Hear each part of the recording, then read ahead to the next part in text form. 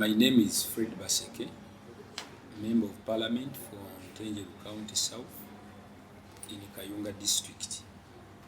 I am a member of the Parliamentary Forum on Social Protection, and I sit on the executive as a representative of Central Region.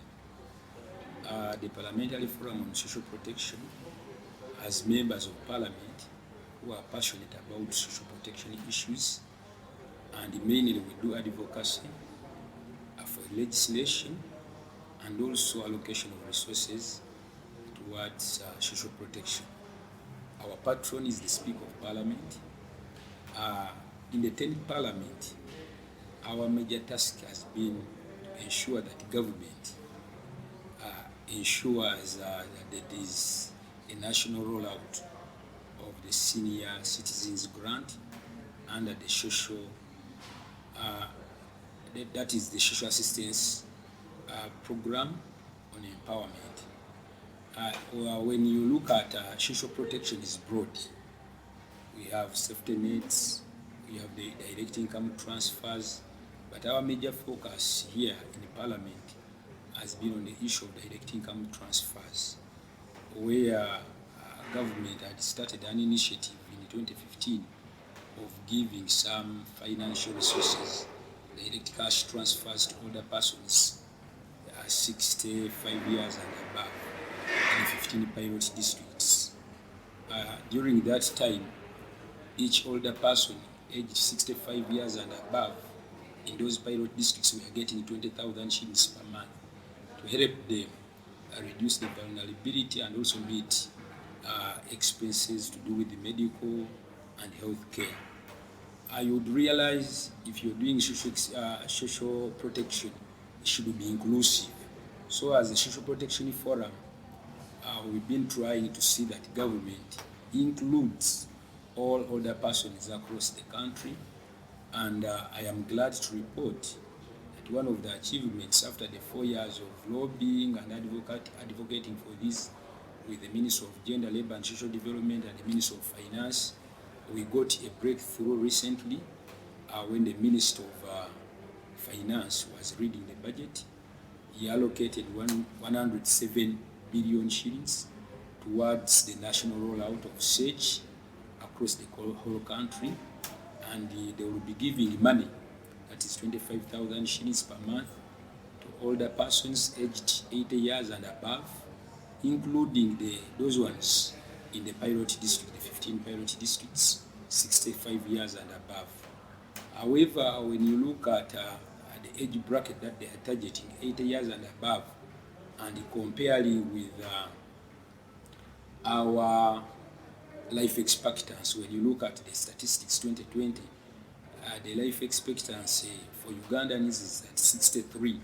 So that means most people die before they attain the age of 80, meaning that when you are targeting 80 years, you are targeting very few older persons. That means a significant number of older persons are being left out. So it's like a drop in an ocean. We still advocate for having all older persons 65 years and above getting this money. So in a way of moving forward, and during this campaign season, I would urge all Ugandans, the voters out there, to look out for the different manifestos, for the different political parties and the individual candidates that are contesting to lead this country, to see how they have addressed the issues to do with social protection. Because when you address issues to do with social protection, it can lead to economic development and growth.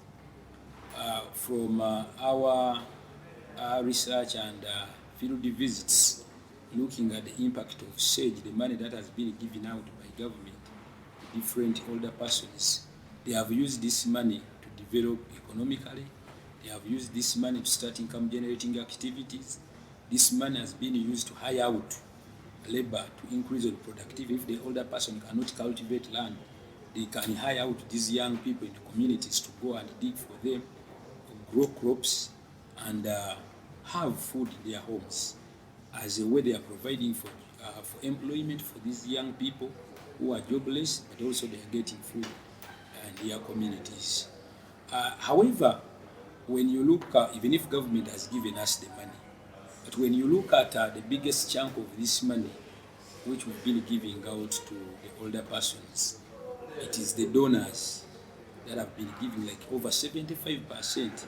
So as the citizens of this country, when we are scrutinizing the manifestos, let's